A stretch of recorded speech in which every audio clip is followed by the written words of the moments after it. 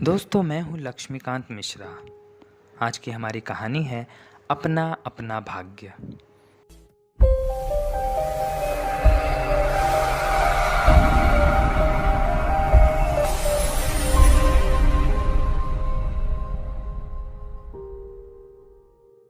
प्रतीक माँ बाप का अकेला लड़का, करोड़पति पिता, और जिद तो होना लाजमी ही है। घर में कभी ऐसा नहीं हुआ कि प्रतीक ने कुछ तोड़ा ना हो, नौकरों पर वो भड़का ना हो। ये तो आए दिन होता ही रहता था। घर में प्रतीक का जिद इतना ज़्यादा चलता था कि कभी किसी ने उसको पलट कर जवाब नहीं दिया होगा, यहाँ तक कि उसके पिताजी ने भी। एक दिन पता नहीं क्या भूत सवार हो गया। उसने कहा, पापा, मैं नैनीताल घूमने जाऊंगा। बहुत सुंदर वादियां हैं वहाँ और मुझे कार से ही जाना है। मेरे साथ एक नौकर जाएगा और कोई नहीं। पिताजी ने भी उसकी बात मान ली, क्योंकि सभी जानते थे उसने जो जिद पकड़ ली है वो उससे अलग हो ही नहीं सकता। और प्रतीक नैनीताल पहुंच गया। बड़े से होटल में पहले से ही उसके लिए रूम बुक हो चुका था। बड़े से रूम में वो अकेला, शांत, खाना आकर रखा हुआ था। उसने खिड़की पे बैठकर कान में एक सुंदर सा संगीत सुनता हुआ वो बाहर का नज़ारा देख रहा था। उसने देखा कि एक छोटा सा लड़का जो उसकी तरफ ही देख रहा था, 12-13 साल का रहा होगा। प्रतीक जल्दी किसी पर इतना ध्यान नहीं देता है, पर पता नहीं आज क्या हो गया। उसका मन जैसे लग नहीं रहा था। उसने देखा कि वो लड़का खिड़कियों की तरफ नजरें गड़ाए देख रहा था, कभी इस खिड़की पे, कभी उस खिड़की पे। प्रतीक ने देखा कि उस बच्चे की नज़र प्रतीक से मिल गई। उस बच्चे ने दूर से हाथ हिलाकर पेट की तरफ इशारा किया कि जैसे कुछ खाने को मिलेगा। प्रतीक ने उसे कहा, ठीक है, तुम उधर ही रुको, मैं आता हूँ। आज जीवन में पहली बार ऐसा हुआ था कि किसी बच्चे के प्रति या किसी दूसरे इंसान के प्रति उसका नज़रिया थोड़ा बदला था। पता नहीं, उसने अपना खाना जो आया था उसके लिए वो उठाया और सीढ़ियों से उतरकर वो गेट के बाहर निकल गया। सड़क पार करके गार्डन में बैठे उस बच्चे को वो थैली थमा दी। वो बच्चा इतना खुश हो गया कि उसने पूछा, मुझे कल भी भोजन मिलेगा? क्या आप मुझे कल सुबह भी भोजन देंगे? प्रतीक ने थोड़ी देर विचार किया, फिर उसने धीरे से सिर हिला दिया। ठीक है, सवेरे यहाँ रहोगे तो दे दूंगा। उस बच्चे की आंख में एक नई ही चमक नजर आई। वो जल्दी से भागता हुआ, गिरता हुआ अपने घर पहुंचा। माँ कुछ बना रही थी, धुआं उठ रहा था। उसने कहा, माँ, आज कुछ मत बनाओ, देखो मैंने कितना सारा खाना लाया है। छोटी बहन भाग कर आई, भाई से लिपट गई। उसने थैली में खोल कर देखा तो बहुत सारा भोजन था और सब ताज़ा था, कोई बासी या कहीं का टुकड़ा नहीं था।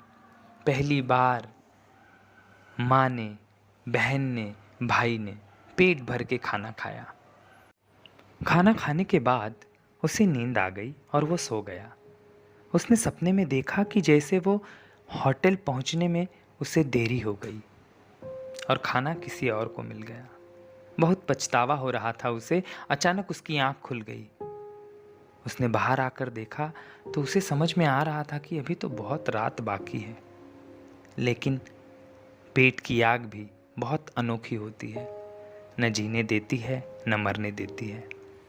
वो मासूम सा बच्चा रात के समय ही निकल गया, नैनीताल की ठंड और एक साधारण सा कपड़ा पहने हुए। वो जल्दी जल्दी दौड़ता हुआ जा रहा था कि कहीं ऐसा ना हो कि मैं देरी से पहुंचूं।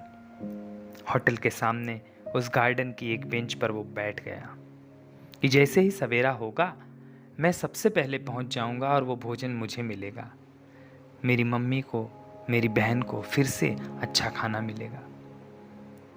सूर्य की पहली किरण प्रकाशित हुई। प्रतीक ने ये निर्णय ले लिया था कि अब वो घूमेगा। आज़ाद तो है ही वो, उसे कोई टोकने वाला भी नहीं है। और नैनीताल की वादियों के बारे में उसने बहुत कुछ सुना था, पर उसे याद आया कि उसने किसी को कुछ प्रॉमिस किया है। थोड़ी देर विचार करने के बाद उसे समझ आया कि अच्छा हाँ, सवेरे मुझे उस बच्चे को खाना देना है। मैं तो फिर भी दोबारा मंगा के खा लूँगा। उसने भोजन प्लास्टिक में पैक कर लिया और वो नीचे की तरफ उतर पड़ा। गाड़ी में बैठने वाला ही था कि उसने सोचा शायद उस गार्डन की तरफ वो बैठा हो। देखा तो वहाँ बहुत सी भीड़ जमा थी। जिज्ञासा हुई कि क्या हुआ। पास जाकर देखा तो चारों तरफ इंसान जमा थे। लोगों की इतनी ज़्यादा भीड़ थी कि थोड़ा वक्त लगा भीड़ में जाने में। बेंच के पास एक बच्चा लेटा हुआ था, ठंड से ठिठुर कर मर चुका था। प्रतीक ने देखा, अरे ये तो वही बच्चा है जो मुझे रात को मिला था।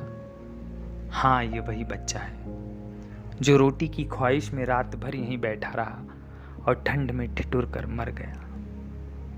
किसी ने पीछे से कहा, यार ये तो अपना अपना भाग्य है। कोई रोटी के लिए मर जाता है और कितने लोगों को रोटी पसंद नहीं आती। प्रतीक को कुछ अलग ही महसूस हुआ। उस दिन पता नहीं उसके मन में क्या भाव पैदा हुए। उसने तुरंत कार में बैठकर ड्राइवर से कहा, घर चलो। घर जाकर उसने खाना खाया और वो सो गया।